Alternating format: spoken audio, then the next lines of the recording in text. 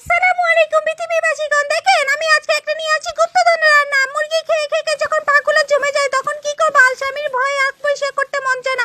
আজকে চিন্তা করলাম সব টেস্ট করে বলবো। সব একটা পা দেখলাম কম ছিল, হ্যাঁ পেয়ে গেছি, এই সেই পা। এখন দেখেন সব ঠিক আছে, জোড়া জোড়া। এখন হবে এগুলো পরিষ্কারের পালা। গরম পানি করতে মন যাচ্ছে না, তাই ভাতের মারের মধ্যে গরম গরম মারের মধ্যে দিয়ে দিলাম। এখন হয়ে যাবে পরিষ্কার সুন্দর। জীবনে প্রথমবার পরিষ্কার করতেছি তো কি আর করার। আরে এগুলো রান্না করবো না, না বাকি হাড্ডি উড্ডি আরো আছে, দেখেন সব নিয়ে নিলাম।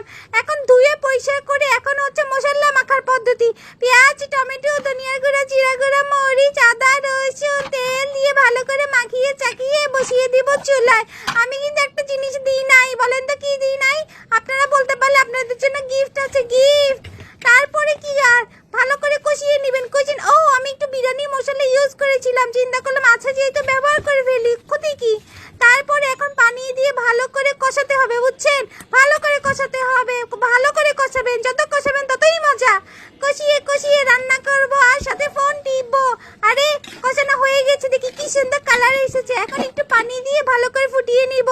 হ্যাঁ সবাই তো জামার জন্য রান্না করে, আমি নিজের জন্য রান্না করলাম। সেই টেস্ট হয়েছে, আপনারাও খেতে পারেন আমার মতো রান্না করে। মজা।